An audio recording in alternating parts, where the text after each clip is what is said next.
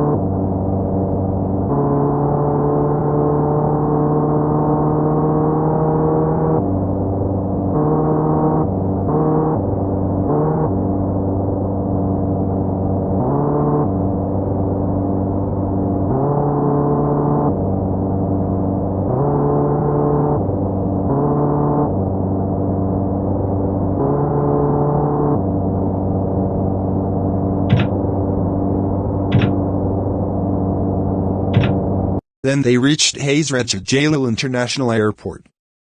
After completing all the activities at the airport, they boarded the Atar 72-600 of US Bengal Airlines. Then their plane took off.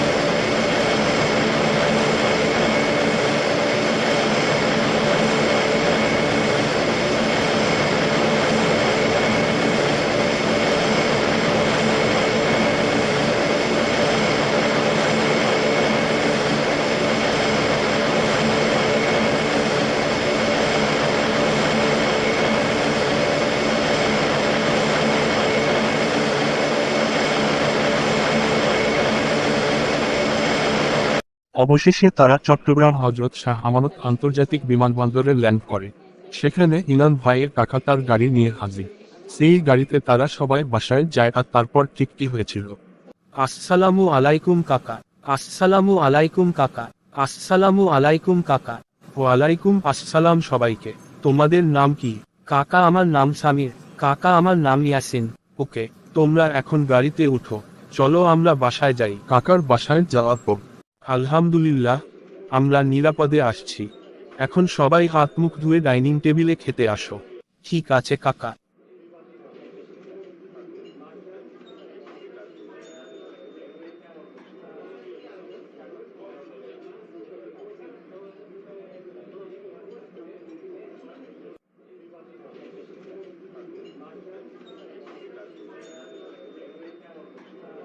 ধন্যবাদ কাকা এত সুন্দর একটা আয়োজন করার জন্য। You are welcome. কাকা আমাদের সিবিসি নিয়ে চলুন। ঠিক আছে বাবারা, আজকে বিকালে আমি তোমাদের সিবিসি নিয়ে যাব। এক সিবিসি গাইস, এখান থেকে বিমানের ল্যান্ডিং গুলো ভালো দেখা যায়। ওকে ভাই। গাইজ সবাই দেখো, দূর থেকে একটা বাংলাদেশ বিমান বাহিনীর C-130 আসছে।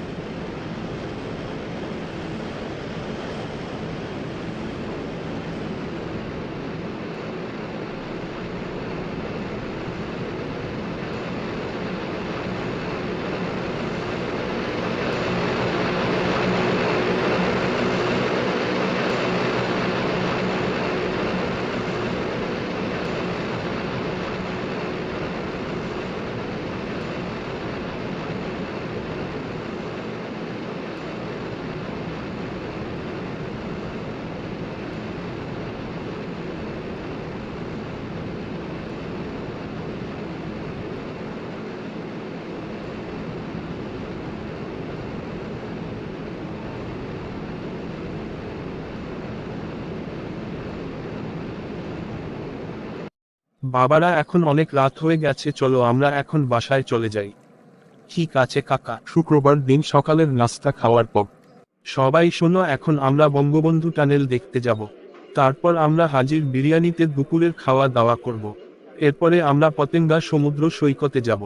ঠিক আছে কাকা। বঙ্গবন্ধু টানেলে যাওয়ার পর বাহ, টানেলটা তো অনেক বড়। ঠিক বলছেন ভাই, সহমত ভাই। দুপুরবেলা হাজির বিরিয়ানিতে খাওয়ার পর সবাই শোনো, এখন আমরা পতেঙ্গা সমুদ্র সৈকতে যাব। ঠিক আছে কাকা। পতেঙ্গা সমুদ্র সৈকতে যাওয়ার পর এখান থেকে সূর্য অস্ত অনেক সুন্দর দেখায়।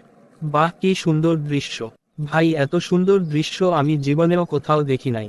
ঠিক এই জন্য এখানে মানুষ অনেক ভিড় করতে আসে সন্ধ্যা 7টায়। চলো এখন বাসায় ফিরতে হবে। ঠিক আছে কাকা, আমরা গাড়িতে উঠে পড়ি। শনিবার দিন সকালের নাস্তা খাওয়ার পর, কাকা আজ আমাদের বিকেলে ফ্লাইট। কোনো সমস্যা নাই, আমি তোমাদের গাড়িতে করে এয়ারপোর্টে নিয়ে যাব। আচ্ছা ঠিক আছে কাকা, আমরা তাহলে এখন ব্যাগ ট্যাগ গুছিয়ে ফেলি। বেশি সময় নেই। ঠিক আছে ভাই। ওকে ভাই। দুপুর 2টা। চলো বাবারা, আমাদের এখন এয়ারপোর্ট যেতে হবে।